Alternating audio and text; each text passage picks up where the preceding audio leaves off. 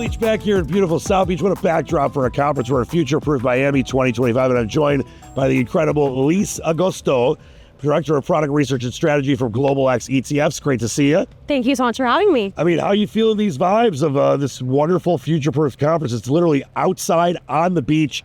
I don't think you could beat it. You definitely can't. It's so beautiful, and the company is fantastic, so you really can't beat it. Well, let's talk about Global X ETFs. Let everyone know a little about you guys. Yeah, we are an ETF provider headquartered in New York. We have about 57 billion in assets under management and about 93 ETFs spanning thematics, commodities, income, and et cetera.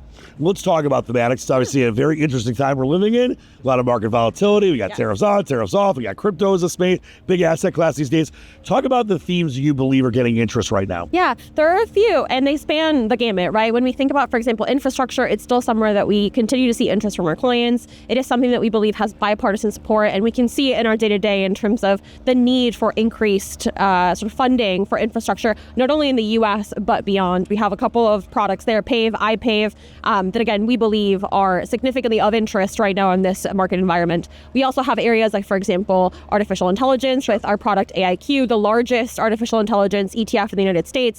And again, that's not going away anytime soon. What we're seeing right now is a conversation sort of broadening out from just those AI plays to more so how does that ecosystem sort of grow over time. So any area in terms of artificial intelligence infrastructure, so data centers, anywhere from applications of artificial intelligence in healthcare and robotics and defense technology and beyond, those are really the areas where we're seeing a lot of interest right now. Yeah, the future is now in many of those areas. Yes. Let's kind of dive a little deeper into data center infrastructure. Absolutely. I know that's something very important as well. Yes, absolutely. So when we think about just the broader demand and just the potential for supply in the United States for data centers, when we look at occupancy rates are really, really high right now. Yeah. So what we're seeing is that supply really needs to catch up. And that's what we're looking at, particularly from that data center infrastructure standpoint. Again, the sort of broader artificial intelligence landscape is not going away. And even conversations as to how potentially newer technologies could take less space or less demand from data centers isn't something that we're super concerned about. The demand will be there. And really what we're seeing is that supply needs to continue to increase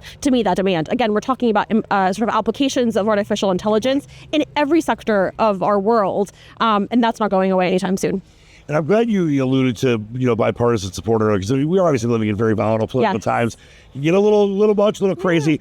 But I just wonder from your perspective, what do you think is important for people to understand that, it might be hyper, sensitive between different, political parties, but it doesn't mean there can't be things that can come together and bring us forward, right? Absolutely. And when we think about, for example, the broader trend of bringing manufacturing back to the United States, it's something that I think when we look at particularly certain use cases is really important. I have historically covered healthcare, and this is one of the areas where if you look at shortages for potential medications, it's largely because we don't diversify our supply chain enough. So bringing in some of that back into the United States is certainly something that would stand to benefit patients. It would stand to benefit the industry at large. So that's certainly something that we can discuss. And again, through our lineup of ETFs, we certainly expect to see benefit not only from infrastructure and manufacturing, not only from sort of that broader AI demand landscape from data centers, just thinking about the potential increase in supply in the United States, and even areas like electrification. This is one of the areas that perhaps might be a little bit less